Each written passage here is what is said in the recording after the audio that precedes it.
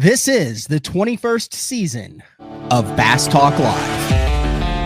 BTL is presented by Bass Cat Boats, Strike King Lures, AFTCO, Pro Guide Batteries, Spro, Gamakatsu, The Bass Tank, Denali Rods, Beatdown Outdoors, and Sunline. BTL coming at you. Good morning and welcome to another exciting edition of BTL Bass Talk Live, where we are going to talk about bass fishing, coming off a couple major events in the world of professional bass fishing, coast to coast, as some would say. You had Kyle Welcher's 118-pound victory, a 45-plus pound margin of victory on the Albemarle Sound. And then over on the West Coast, Billy Egan's One Bass Series, the Clear Lake Open, was going down. We'll have to ask our guest today. I think they're still doing where the top five in every one of those kind of qualifying events puts you into the Bass Nation Championship for the following year. So our guest today may be headed somewhere in 2026 and be 3 days away from lifting a Bassmaster Classic trophy, which, if you look at his resume, he's no stranger to lifting trophies, winning Angler of the Year. So that could be interesting in 2026. A lot of stuff going on in the world of bass fishing. The Tom Bigby Waterway in Mississippi, not the juggernaut that the Albemarle Sound or Clear Lake is, but there are about 150 guys battling it out in the second stop of Division I of the Bassmaster Opens. Top 50 qualify for the EQs, which kick off later this season in a 3-tournament series to get your 9 or 10 now Bassmaster Elite Series competitors. So high, muddy, locking, cypress, lose your lower unit, break a trolling motor blade, like good old-fashioned Red River mixed with Arkansas River. Like, it's a doozy from the guys that I talked to. Charlie Hartley was on yesterday's show talking a little bit about that. NPFL kicks off on Lake Norman today. No forward-facing sonar in that. If you guys know anything about Lake Norman, you'll know that that is a spotted bass lake, where forward-facing sonar really helps. So it'll be interesting to see how those guys dial that in the spawn. Are the dredges going to play? Are they going to be around the docks? Will there be a topwater bite? And then the MLF Invitational on Smith Lake. If you looked at the leaderboard after yesterday's, pretty much all the guys you thought would catch him on Smith Lake caught him on Smith Lake. I think there's some Wiggins in the mix, David Kilgore at the top of that. So lots to watch, lots of qualifications going on. But let's get to today's guest. I appreciate him getting up early. It's one of those West Coast guests. I think we've had Austin Barjur on, Ken Ma, Kent Brown. I try to keep it. I try to bring the West Coast in. Like, I love that scene. It's exciting to me. There's a lot of guys now that are in Tennessee and Alabama that started out on the West Coast. But John Pearl went out in the Clear Lake Open and caught 15 bass for 102.81 pounds. And he joins us now on BTL. Thanks for getting up early, John. I know those West Coast shows, some of the guys, I'm like, yeah, no, that's 6:30 a.m. your time. And some of the guys are like, really? And I'm like, really? Yeah, thanks for having me. I get up early every day, usually, guiding or just 5 o'clock a.m. wake up. I would imagine you're still riding a high, dude. You went 35.44, 31.87, 35.50. You get the cash. You got a boat too, right? Yeah. And you go to 518. the Bass Nation National Championship in 2026. Oh yeah. No, that's one of the best things right there. We get a chance to, go back east and fish. So, but the high, like, is this one of those things where you're still feeling it, even though it's 3-4 days after the big win? Every day. No, I still trying to catch up on sleep. Still, I go to the store and I see people I know, and it's not going to stop for a while. All the congratulations and that kind of stuff. Yeah, let's talk about this tournament. So I'm sure out on the West Coast, it's a known fact that. How would you describe Clear Lake? So you have to remember, you got a lot of people listening, a lot of guys on the West Coast, but a lot of people listening are still thinking the Steve Kennedy stuff in the early 2010. Like if Bass hasn't been out there, and then I know there's no FLW or FLW. That's how old I am. MLF Western Division Series for the first year this year. But talk about kind of the changes or what Clear Lake has been through over the last 10 years, because to me it seems right now the thing's never been better. But I had also heard a couple years ago, 5-6 years ago, that it wasn't as good as it had been when Kennedy broke the record at the time. But give us a little rundown of the history of Clear Lake over the last decade leading up to this record-setting week. So when Steve won, there was a lot of shad in the lake like there is now. We had a huge die-off of shad, and then I think it was about 8-9 years ago, we had a huge die-off of fish, just a huge, massive fish die-off, and it was a lot of the big ones. And I'm going to say 3 years ago, now the shad population just started to skyrocket. And now everywhere you go on the lake, there's shad. All winter, they were on shad balls. Now, all spring, they're just eating shad. And it seems like it switched, like the hitch population's booming as well. But there's more shad in the lake, so those fish are they're roamers now. They chase the shad. You know, the creek mouths still play where the hitch spawn, you know, and stuff like that. But the shad eaters they're healthy. They're super healthy. And Threadfin shad, gizzard shad, like what type of shad? They're threadfin, but you know, they're big. They're 5-6 inch threadfin. They're huge. Oh wow! So they're not the little little threadfin that you think of when you see fish busted and they're around the Ozark area. Like these are healthy shad. Yeah, everything in this lake is big. You know, we have the state record crappies, 5 pounds. You know, everything in the lake is big. The shad are huge. You know, the bass are huge. The catfish are gigantic. You know, and it's just a healthy ecosystem right now. When I think of Clear Lake, I think of the carp patterns, the hitch patterns, and all that. So those are the two main forage bases for those largemouth bass then, are the hitch and the shad, correct? Right now, I feel like it. You know, we have, like you said, the carp population in the lake, and goldfish. We call them buffaloes. Actual goldfish? We call them buffaloes. They're like a round silver dollar carp. You know, they're round and they're very shiny silver. They don't get very big, maybe 12 inches at the most. But the bass heavily feed on those as well. Interesting. So this is do you think this is the top end of that first cycle after the big fish kill that you said 8-9 years ago? Or is this that next kind of group of fish that's coming up in just kind of the cycle that a lot of lakes go through? I think this is those smaller fish, when that fish die off, these are those fish that are finally reaching, you know, the 7, 8, 9, 10 pound range. Plus there's giants in here. Like my team partner caught that 15.9, you know, a month ago.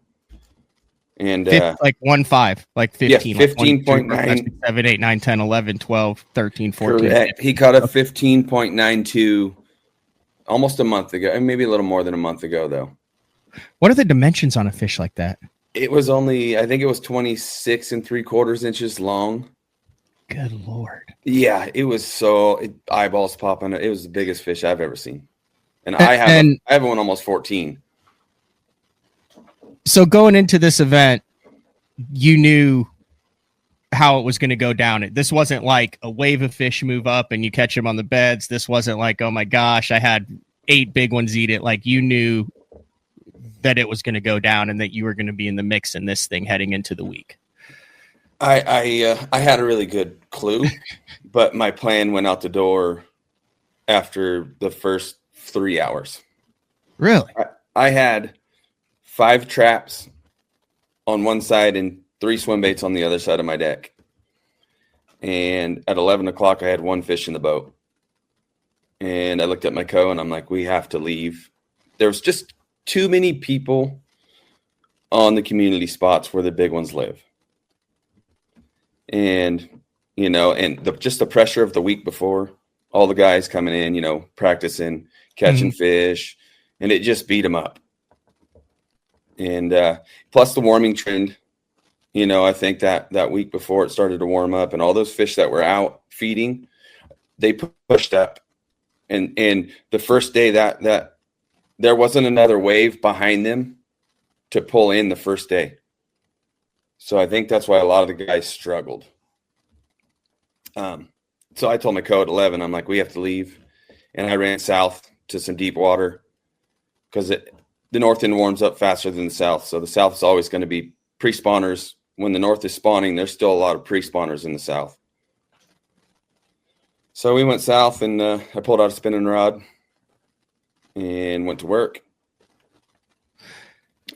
It happened really fast. It's been a pretty standard pattern in the pre-spawn where we saw where fish are feeding on bait. We're talking gigantic fish here, though. So is this your typical your ball of bait with fish around it? Are these lone floaters that are relating to the shad and that's why they're in the area? Or is this like the Eye of the Tiger, National Geographic, that's an 8-pounder gorging type of thing? Your minnow gets down there, it swims up to it, you're instantly tight, and you're like, all right, here we go. The fish I were fishing for were not. They were lone floaters. There might have been 3 or 4 under a dock, in the shade. But the north end where I started, it was National Geographic balls of shad for 100 yards. There would be shad for 100 yards and 6 feet of water, and the fish are just darting through them and busting them.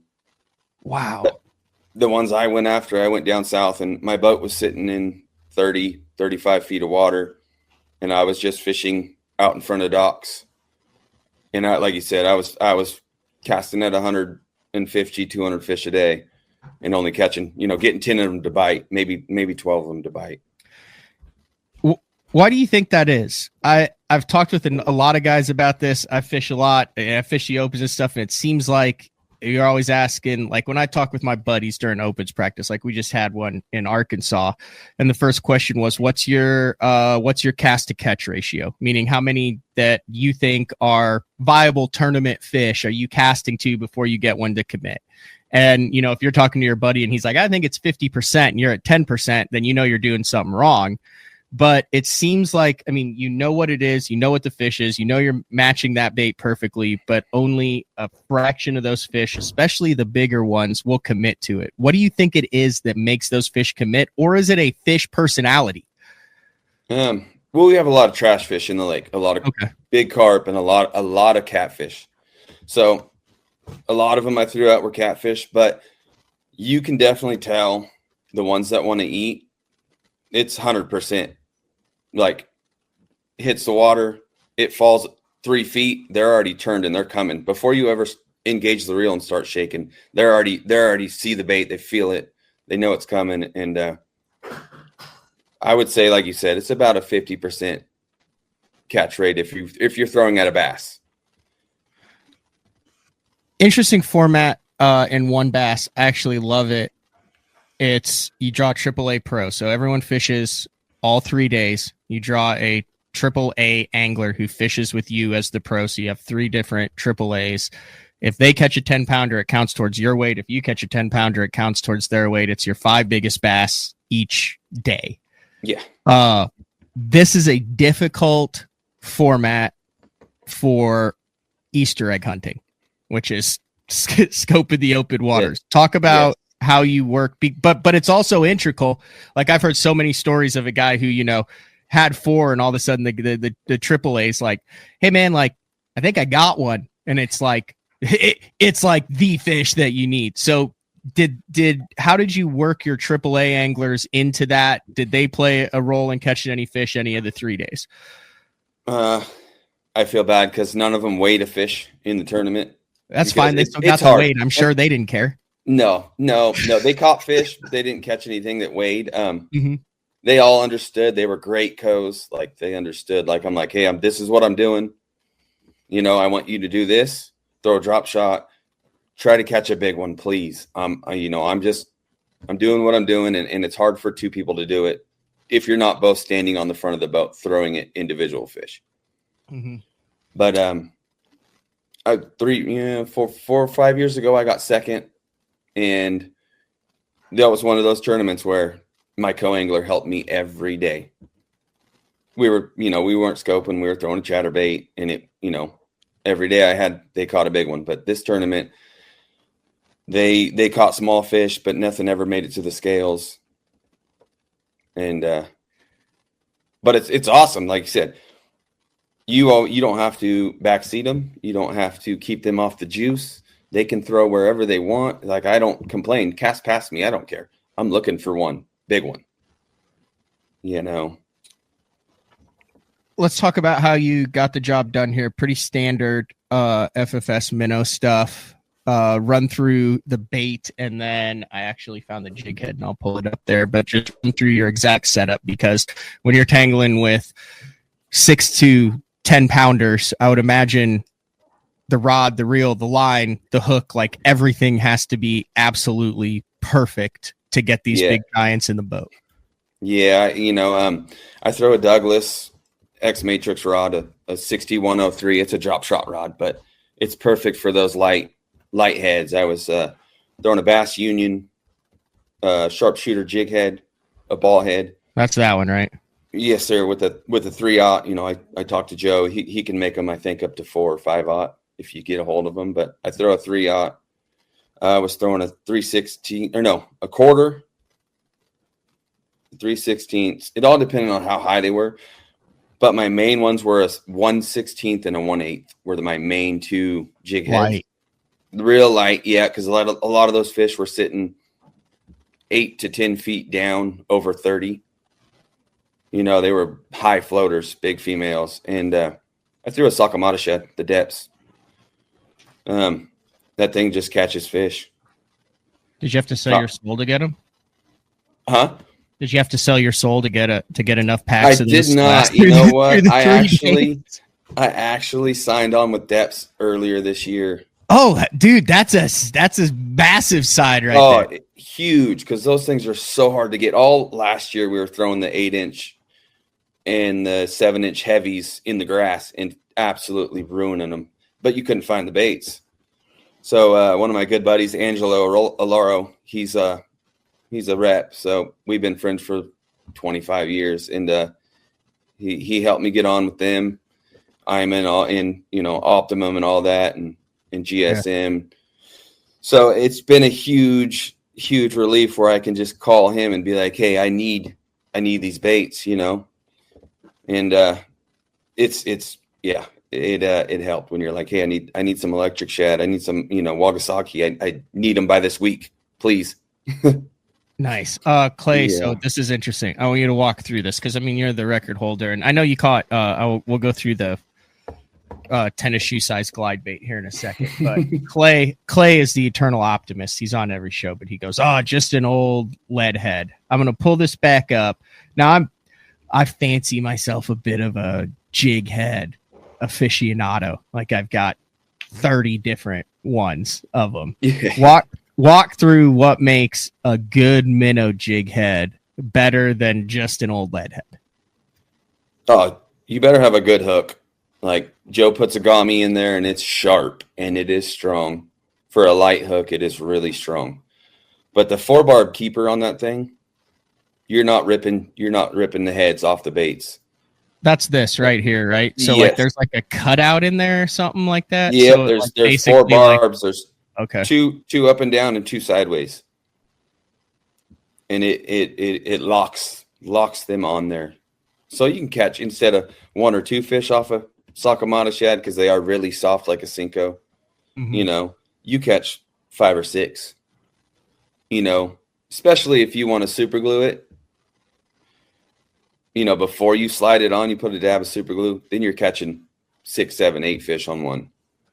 You're not worried about the scent. I'm always worried about the scent. I'm always like, man, they're coming up, they're investigating it. I know these kids are soaking them and then rolling them in powder and blessing each bait before they rig them up absolutely perfectly the night before. You don't think the super glue, they're like, oh no, that doesn't smell like a shad? Not one bit. I feel like the ones that are going to eat it are going to eat it. I fish it a lot faster than a lot of people because I'm looking for the ones that are biting. Okay. So say I throw at a fish and he's 3 feet back following it real slow, and you can just see his attitude, and he's not super aggressive. I'll reel it in reel it out of his face, I'll throw it back over the top of him, and I'll bring it over him one more time. And if he's the same attitude, I'm on to the next one. I'm not into the ones that are going to follow it all the way to the boat super slow. I don't want those ones. I want the ones. Oh, go ahead. Oh, sorry. You want the ones that I said I want the ones that when you throw, that as soon as you start shaking it, the blob starts to light up. You can see the attitude change. Like, oh, there it is. You know, those are the ones I'm looking for. So I fish it really fast. Do you think that's the pectoral fins and the dorsal fin and them actually, like when you see it get bright, do you think that's them actually going from neutral mode to hunting mode? Correct. That's my attitude on it is, and I tell people, I'm like, if you throw at a fish and he doesn't light up a little bit, it's not a game fish. A lot of times it's a carp or, you know, a predator, you bring a minnow by him, he's going to turn. Like a catfish will turn. You know, the crappie they turn on that thing. The bass turn on it. The carp, they run. You know, or they just sit there and you bring it right by them and they don't even move, in my opinion. Yeah. You mentioned the Douglas rods. Do you know Fred Contawi? Fred is one of my best friends. No kidding. Yep. Dude. Yep, I've known Fred for 30 years probably. I've known Fred for probably 15. I had him on the show one time. I labeled it the most interesting man in bass fishing that nobody has heard of. Like I called him, you know, one time you call him, you're like, what are you doing? Oh, I'm out on the Columbia River with 3 researchers getting paid to catch native sturgeon on egg sacs. And then the next time I call him and he's in the desert hunting rare flowers and GPS tracking for the state. And then the next time I call him, he's in the final editing versions of a steelhead book for a unknown river in the, you know, at the base of the Aleutian Island chains. Like the guy is insane. Yeah, he's one of those guys that if you hear a story that comes out of his mouth, it's most likely 100% true. And he'll be like, oh, let me call this guy. He'll tell you, you know, like Fred has genuinely done it all. And he is one of the best rod designers I've ever met. It was funny when he started with Douglas. He was coming through Oklahoma and he had some prototypes and he had them all in 2 pieces because he was flying, and he stopped and he was like, hey man, I want to be through Oklahoma. I'm stopping in OKC. Pick me up. Is there anywhere we can go fishing? And we got on a little lake called Kanawha, and it was like July. It was like 110. And we got on the water and they started schooling in this cove, and they never stopped until dark. Like never stopped, constant. And they were all, you know, 2 to 3.5 pounders. We caught a couple 4s and 5s, but it was the most fish I've ever caught in one day was with Fred on those prototype of the Douglas. But walk through that rod. I know that everybody has their own. The minnow shaking rod is kind of like a hockey stick, a baseball glove, a golf wedge. Like everyone has their own little preferences on what makes it work for them. Yeah, no, I like to tell my buddies, I'm like, this works for me. You use what you use. I'm going to use what I use. You know, the Douglas is it's got a really great tip for shaking, but it has that super parabolic bend for when you hook up. It's got a lot of backbone, but not too much so you're bending hooks out. And it's balanced. You know, I can throw it all day for 3 or 4 or 5 days and not be fatigued. It's light, you know. Is it the X Matrix or? The X Matrix, yeah, the 6103. It's no, it's just one of those well-built rods that you can tell somebody put a lot of thought into. And they perfected it. And awesome. it, you know, I use it, like I said, I use it for drop shot and I use it for Ned rigging. I use it for strolling. You know, it just works. Small little Kitech swim baits. I know a lot of guys that like a longer rod when they're, you know, throwing the minnow, but keep it short, keep it nice, you know. It's a perfect rod.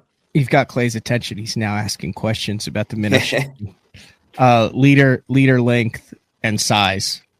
For me, it all depends on how deep I'm fishing. If I fish a shallower, I'll go with the shorter leader. say 8 feet of water, I can go 5 foot leader. Short. Yep. But if I'm fishing deeper, I run like a 10 to 15 foot leader. Yeah. I feel like if you miss a fish and you go below him, if your braid is up there, I'm pretty sure he sees the braid or feels it going through the water. I don't know. You can kind of tell sometimes that they just don't react like you would think. What does this win mean for you as we kind of wrap up the tournament portion of this, and we'll take a break and come back and talk about your guiding side of this? I have a soft spot for guides, and you've got a great website that talks a lot about what you offer and how you can get on the water. But what does this win mean to you? It said you've won Angler of the Years before. You've won other tournaments. You pretty much top 40'd every single MLF Toyota that's ever been out to Clear Lake. But this one, it kind of sounds like, just from reading, like I don't know you, I've never talked to you before, but it seems like from reading and some of the articles that I've read, this one was kind of special. Oh yeah, no, I've chased this one for years. I have 2 seconds, a third, a fifth, a sit. Like I've chased this one and just come up short. And it's all been decisions or lost fish that have cost me. This one, and it means a lot. It's huge to win this one. I've known Billy, a long time, and I've just pushed for this win, and finally, it's like a huge weight lifted off my shoulder that I got one now. So whatever happens from now on, at least I got a trophy. That's where it's at. I just like collecting trophies. I do have one more question. I lied. Oh yeah. How safe is this record? Or if they go back the next 3 years, is Clear Lake still on the upswing? Yeah, I feel like next year, if these shad don't die this winter, it's going to get broken next year. Oh, that's wild. If you had asked me, like the week before the tournament, I would have told you 105 to 115 was going to win. We were on 38 to 40 pounds, and not just me, but little Nathan, I was his boat captain in high school, so he got to learn from us, but he has taken it, and ran with it. And he is a phenomenal little fisherman. And we have all been on 38 to 40 pounds, and not just on a minnow, but throwing a swim bait, throwing a glide bait, throwing the flag, throwing, one of my buddy Gary's 13-inch baits. Like, it has just been the week before the tournament, 2 weeks before the tournament, were just outrageous. And I thought it was going to take between 105 and 115. Yeah, you did catch one on this GCJ custom 13-inch glide bait. Yeah, that's a big bait to be thrown in a tournament, dude. I don't care where you are in the country. Yeah, no, it is. But they eat it here. I lost 2 over 10 the first day on. I watched them eat it. They were on a log that was standing in 30 feet of water. And it went up and about 5 feet underwater, the log wide, and there was 10 of them sitting in it.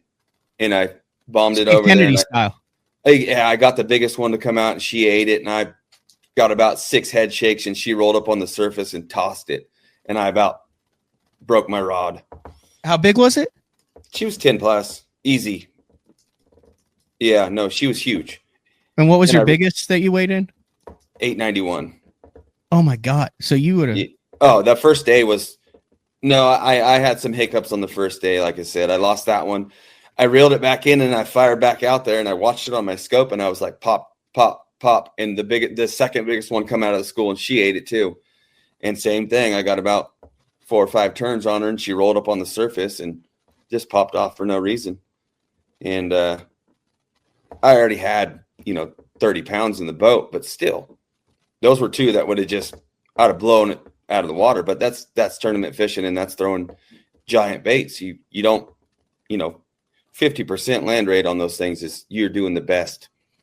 How much does that weigh, the 13-inch? It actually only weighs 7.5 ounces. That doesn't sound like much, but go out and try to throw 7.5 ounce bait on anything that you have in your tackle box right now, and you'll find that is, when you say only, that's pretty funny. That's a half pound bait, John.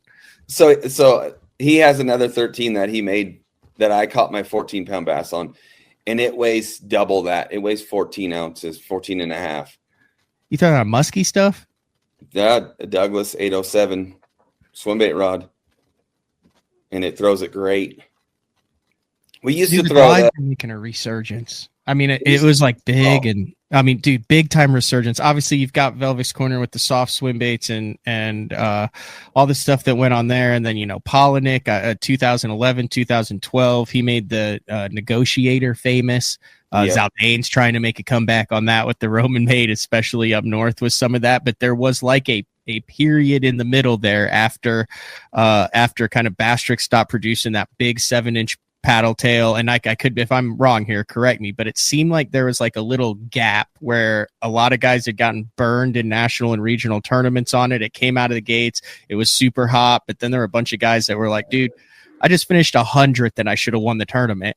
So they were scared and they put him in the box, and now there's like a combo of the forward facing sonar, the drawing power, and the ability to where you're seeing, I would say, the biggest portion in the last 15 years that I've ever seen of guys who are implementing, whether it's a KGB or a custom made or a Piz or one of those, especially across the country, that are utilizing those 6 to 9 inch glides back in their game plan in tournaments. Yes. Yeah. You see it a lot more. We've always thrown it here just because the feed, the hitch, the bass, these bass are aggressive. You can catch a 15-inch bass on a 13-inch bait. These Clear Lake bass are they're just aggressive, but it definitely has changed. A lot more guys are throwing it. And I don't know if it's because of the gizzard shad back east or, starting to populate way more and the fish are starting to turn on those, but it's definitely taken off again. All right, we're going to take a break. When we come back, I want to dive a little bit into the guide service, and I know you got to get kids to school and probably hit the lake today, so I'll let you go, but I greatly appreciate this. We'll take a break. When we come back, more with John Pearl, the record holder for the one bass Clear Lake Open, over 102 pounds. And remind you, that's a 3-day total. That's 15 fish, 102 pounds. It's BTL on a Wednesday. We'll be back right after this. Pro Bass Adventures is reinventing Mexico bass fishing. With boats equipped with 12-inch Garmin units and LiveScope Plus, free loaner fishing rods, and no-cost airport transportation, Pro Bass Adventures is proudly putting you in the best position for success.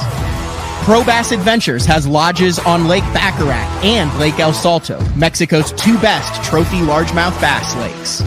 Visit probassadventures.com or email probassadventures@gmail.com. The official Mexico fishing lodge of Bass Talk Live. This is Gamakatsu's new Nano Alpha line of hooks. If it looks familiar, that's because they are. It's the same shapes and sizes in the round bend and the EWG and in the new Horizon head that you know and love from Gamakatsu, but there are a couple new features with this Nano Alpha, which is this little green label that you see on the packaging. First off, 2 times faster hook penetration. That's because of the Nano Alpha smooth coating on it, and also it is 4 times more corrosion resistant. Check it out, Nano Alpha. I've been using Sunline Shooter for the majority of my career. Millions of dollars made, lots of bass caught, and the gnarly stuff. If you need a abrasion resistant, tough fishing line for the really, really mean stuff, Sunline Shooter is for you.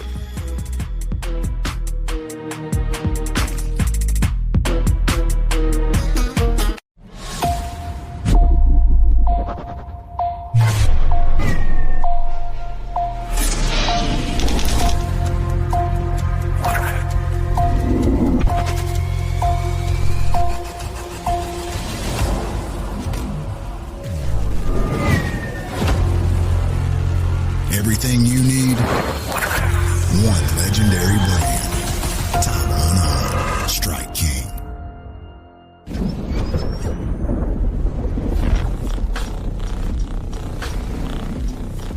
Gear that just plain works. Cast after cast after cast.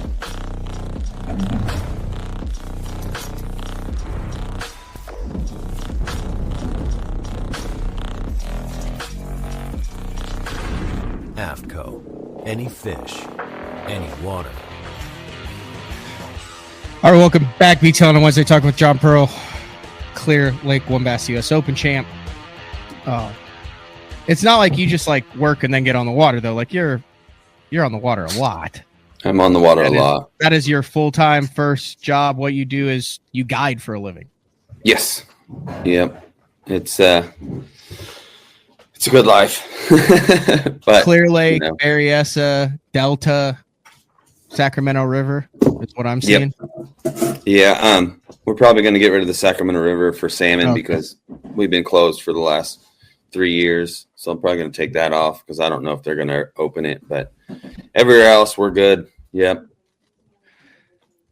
What does a typical day include on that? Do you get a lot of locals, a lot of people from out of town, people who are expecting to catch 10-pounders on every cast, people who just want to catch numbers? I mean, there's pretty dynamic fisheries, and between the Delta, Clear Lake, and Berryessa, it's pretty diverse fisheries. Yeah.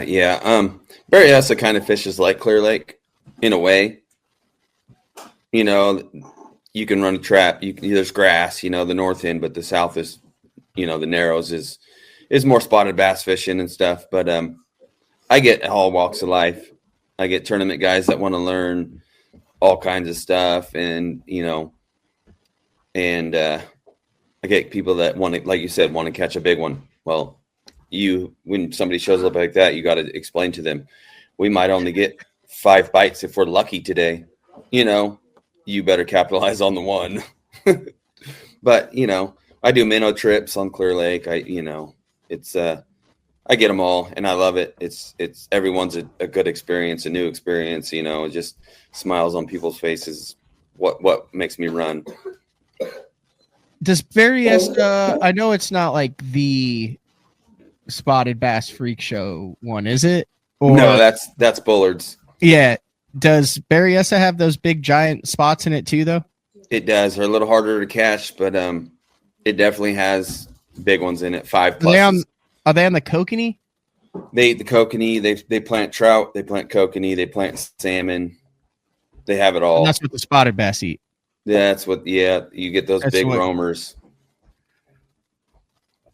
I've talked to guys who fish it, and I feel like the kokanee chasing or those trout eating spots on those deep clear lakes takes years and years to figure out how to catch them. It does. Over exaggerating that. You are super correct because they're roamers. They'll pull up on one point and eat, and then the next day they'll be across the lake. They're just chasing bait, and it's all a timing deal. Whenever that bait, whenever those kokanee or trout get close to a point, a hump, anything that a creek channel bend, that's when they're going to feed, and they're definitely hard to pattern. I was looking at your website, and in the About You section, it just kind of talks about how you got into it. And I think that's kind of cool because I think there's a lot of guys that, get into it. Obviously, their dad might take them when they're young. My dad took me, but then I met someone when I was 12, 13 that was like, hey, you try tournament fishing. And it completely changed my life. And I see on here, you said at 12, you met anybody named Big George. Is there a story on that? But that's kind of cool. Like you look at now from when you were a kid there. What was that? What's the story behind that? My mom was a single mom. So we had a day where it was like a career day, and we all got to go out with a bunch of bass guides, from our school. Oh, cool. And I got to get on George's boat, and that's how we met. And we struck up a friendship from there. And it just, he would come pick me up at the house and take me fishing just on a whim, just not, I wouldn't ask him, and that's just how it started. And I caught a 12 3/4 pound bass behind him when I was in 6th grade. Oh my God. Yeah. No. Is that what the picture of? Is that the picture on the website? Maybe. I'm not sure. That one? Let's see. Or is that just another random that's it. pounder? That's it. Nope, okay. That is a 12 3/4, and his camera didn't have film in it, so he had to go to one of the tackle stores real quick, and take a picture of it on a Polaroid. Oh, that's badass. So that is probably the fish as to why you're sitting here today. Yes, 100%. No, and he like the big rim brim hats, like he called them goofy hats. Yeah, we wore those every trip, and it's it's a cool way to look back and be like, that's where it started. I fished my first tournament with him. It was the Holder Ford, which is still a big tournament around here. Now it's called the Chamber, but it's like a fun tournament. And one of his buddies had to cancel. And like I said, I was probably 13, 14. He's like, you want to fish? Sure. Never fished a tournament in my life. And I think that's where, it really started, just the excitement of competing against other people. I started the show by mentioning there's a lot of West Coast guys who have made the move to the East Coast. They chase the Opens, they chase the Invitationals, the BPT.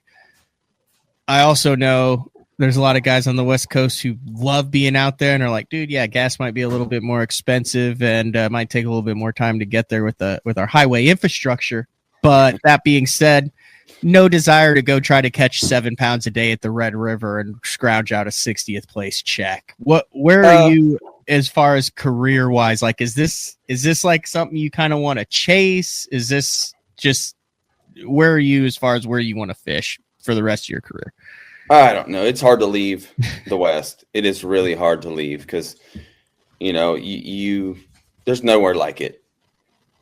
We're an hour from the coast, about 4 hours from the snow. It's hard to leave. The fishing is just phenomenal everywhere you go too. You go to Shasta, you go to Whiskeytown, they just weigh a 30-something pound limit of spots at Whiskeytown Lake.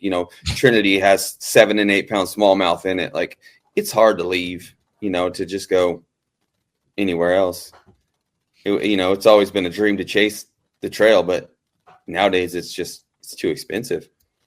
Or you could just circumnavigate it, win it, and go to the friggin' Classic. Yeah, exactly. Like, that's I a know, cool like, perk that they did. That was badass for Billy and One Bass to make that. I mean, I was looking at that list of guys who are qualified for the one that's upcoming this year in Wisconsin out of La Crosse, and it's like it's kind of the who's who of the West Coast of guys, because all you have to do is finish in the top 5 and 1, and then if there's guys that double qualify, it goes down to the next one. So I think I recognize like 10 of those guys, 10 or 11, where you're like, oh yeah, no, that I could easily see that dude going to the Classic. 100%. No, it is one of the best things that Billy, with the tournaments like this, is huge. And I think that's why he gets the people he gets, because if you get a chance to go back and fish in championship and try to make the Classic, like, there's nothing better. That's like the bass fishing, that's the grail, the holy grail to win. Mm-hmm. Since we were little kids, that was it. I'll close it out this way, John. You've done a lot. You fished all over the state. If you are going to go to California for a week and tow your boat around, and you're not scared of the gas prices, give me the 5 best bass lakes right now that you're going to dump your boat in California. Let's even do bass lakes. Let's not do bass lakes. Let's do fishing experiences, because I know there's striper in there. I went out on Catalina Island with Captain Benny Florentino, and I've never seen a calico bass wrecking a 1 ounce spinnerbait is something to behold. But anyway, so California, 5 best fishing experiences right now, according to you. For me, yeah. Any of our northern, like Clear Lake is my number one, just because of the size of the fish. Like, every day I can feel like I can go out and catch a 10-pounder every day right now. And you got Shasta and Orville, where you can go catch 100 to 200 spots a day and, catch good ones. Like, the fishing is just phenomenal. For big spots, I know a lot of guys are going to be upset, but Whiskeytown is that's the next one where the world record is going to come from. It's a small lake. It's not huge. Doesn't get a lot of pressure because it's next to Shasta. So why would I go over here and fish for, 5 fish a day when I could go to Shasta and catch 150? A lot of our lakes got shut down, which really put a damper on things, because like New Malone is same thing. I feel like the largemouth in that lake are huge. Yeah. Berryessa this year was the best swim bait year we've had since, I couldn't tell you, 2006. where you could go catch. You can get 30 to 40 bites on a 9-inch mag trout or a Huddleston a day. Wow, that's like a 5-year plan for me in Oklahoma. It's like the most ridiculous swim bait bite this year ever, and I think it's because they put our, we all have stipulations on the lakes now where they close stuff, and you have to get quarantined and decontaminated, and nobody wants to go. Because it costs $120 to get your boat decontaminated, or you have to let it sit for 30 days. So why would I do that when I can go to Clear Lake and get my boat inspected? If I'm dry and everything's good, they let me launch. Or I can go to the Delta where that's where the muscle's at. And so nobody cares. They just let everybody get on the Delta. Don Pedro, another one where they haven't closed it yet. So everybody's been going there. It's just stuff like that puts a damper on things, but it makes the fishing a little bit better, because if you put in the time or pay the little bit extra money to get on the lake. I had a trip at Berryessa a few weeks ago, and I think I seen 10 boats all day. Wow. Yeah. And the fishing was lights out. But that would be it. 14 largemouth. 14 largemouth is your PB largemouth? 13.95. 13.95. What's your PB spot? Just under 10. Okay. That's just astronomical. You say that so matter of factly. And then what's it was like 2000. It doesn't matter when it was. That's still a 10-pound spot, dude. I know. This was before bullards got blown out. You know what I mean? We would go up there and we'd catch them on swim baits. And I was fishing with my buddy Jason Kincannon, and he took me up there the first time, and he hooked one on a point. And he's reeling. And I'm like, "Can we get the net?" He's like, "No, it's a small one." And he boat flips a 9.5. And I was just like, "Oh my God, what? That's not a small one." He's like, "That's all right." And then what's the PB smallmouth? A 7.5 out of Lake Berryessa. Dude, yep. There's nowhere else in the world you can do that. No, and like I said, you can go to Berryessa and catch all 3 species in one day and weigh 30 pounds. You could have a 30-pound hat trick. Yeah. Weigh 2 largemouth, couple spots, and a big smallie, and have a 30-pound sack. Definitely. This was like 2011, 12. Me and my buddy Mike Nicolini had a 30-pound limit of spots, and then weighed it out with a 41-pound limit of largemouth. Like it's a sleeper lake. It is. Yeah. I appreciate you jumping on. Anything else you want to get in here? Oh, if people want to get in the boat with you, jpearlguideservice.com. You can just click on whichever lake or experience you want, fill it out, send it to you. Are you pretty much booked up for the rest of the year? I have a lot of work going on right now. Yeah. All right. But it's nice. It's good. All right. Yeah, you can get on there and check it out. Or are you already booking for next year as well too? I have a few, that I have booked for next year. There you go. Sounds like it'd be a good time. I mean, you obviously know your stuff, and I appreciate you jumping on BTL. Like I said, anything else you want to get in here? No. My one thing is January, February, March are like the best big fish time. I know a lot of people don't like to come in January, but January, February, March are when you want to catch big ones. Very in my opinion. Congratulations on the W, 102 plus, the trophy, the cash, the Bass Nation Championship, all of it. And thank you for getting up early and jumping on BTO. Thank you very much. All right. See ya. All right. There you go. John Pearl. Every once in a while, you'll get a guy on who just talks matter-of-factly about things that are just absolutely insane. A 10-pound spot, 14-pound largemouth. No, 13.95, 7+ pound smallmouth, and then to do it all kind of in one section of the country. It is special. I fished Clear Lake one time. I fished the Delta one time. Nothing like really serious or anything, but my girlfriend Courtney is from Orange County down there, and that's kind of like around a lot. The Southern California, it's a totally different world down there, but a lot of those smaller lakes that used to, that was kind of where the world record stuff kind of went down. But that whole Central Northern California scene, I've talked with you mentioned Fred Cantawi about it. chat with Ken Ma about it and stuff. It's a very special place in the country that offers its own, and I think part of the reason why is, I mean, it offers its own challenges, just like any other part of the country does too. Like it's not cheap to go fishing out there, but you are fishing for fish of a lifetime. So that's all we got. We got Frank on live tomorrow, 8:30 a.m. Central Time. If you guys are itching for some more fishing content, Tom Bigby Waterway Bassmaster Opens going on, NPFL on Lake Norman, and the Bass MLF Invitational